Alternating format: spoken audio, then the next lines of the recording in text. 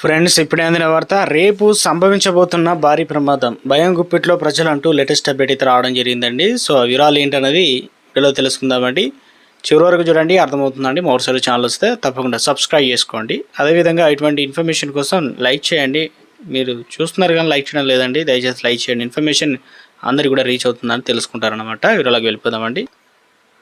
ప్రపంచంలో భవిష్యత్తులో ఏం జరగబోతుందని ముందే కొందరు జ్యోతిష్యులు అంచనా వేస్తుంటారు. అయితే కరోనా వస్తుందని ముందుగానే గ్రహించి 20 ఏళ్ల కిందట తన పుస్తకంలో బాబా వంగ రాశారనమాట. సరిగ్గా రాసినట్లుగానే జరగడంతో ఇక అప్పటి నుండి ఇప్పటి వరకు బాబా వంగ పేరు మారుమ్రోగుతుంది. జూలై 5న సునామీ రాబోతుందని జపాన్ అంతా అంతమవుతుందని చెప్పేసి బాబా వంగ ప్రిడిక్షన్ చెబుతుంది.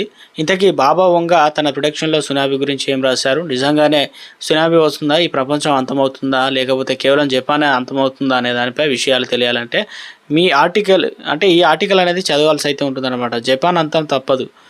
జూలై 5న తేదీ ప్రళయం వస్తుందని జపాన్కు చెందినటువంటి న్యూ బాబా వంగ తన ప్రిడిక్షన్లో రాశారు. జపాన్, ఫిలిప్పైన్ దేశాల మధ్య సముద్ర గర్భంలో ఒక చీలిక ఏర్పడుతుందని, ఈ సునామీ కోట్లాది మంది ప్రజలు చనిపోతారని ఆ బుక్లో బాబా వంగ రాశారన్నమాట. ఇక ఏదైతే బుక్లో అన్నమాట, ఇకపై జపాన్ దేశం ప్రపంచ పటంలో ఉండదని బాబా వంగ పుస్తకం రాసి ఉంది. ప్రసిద్ధ ఆర్టిస్టు రియో టాక్స్కీని జపాన్ బాబా వంగ అని పిలుస్తారు.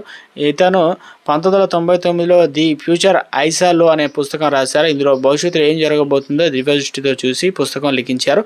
అయితే మొదటిది ఈమె పెద్ద ఫేమస్ కాలేదు, కానీ కాలక్రమం ఆమె రాసినవి అన్నీ జరగడంతో బాబా పాపులర్ వచ్చిందనమాట. ఇప్పుడు జూలై 5న తేదీన జపాన్లో సునామీ వస్తుందని రాసి ఉందన్నమాట. మరి ఇది నిజంగా అవుతుందా లేదా అనేది చూడాలి. ఇప్పటివరకు బాబా వంగ చెప్పిన కొన్ని విషయాలు నిజమై 1995లో కోబ్లో భూకంపం, 2011 తోహాలో భూకంపం, 2020లో కరోనా వైరస్, ఫ్రిడ్జి మెర్క్యూరీ మరణం కూడా బాబా వంగ తన పుస్తకంలో రాశారు. ఇవన్నీ నిజం కావడంతో జపాన్ సునామీ కూడా వస్తుందని, ఇక అంతమే అయిపోతుందని జపాన్ ప్రజలు భయాందోళన చెందుతున్నారు. మరి జపాన్ దేశం ప్రపంచ చిత్రపటంలో ఉంటుందా లేదని తెలియాలంటే జూలై 5వ తేదీ వరకు వేచి చూడాల్సి అయితే ఉంటుంది.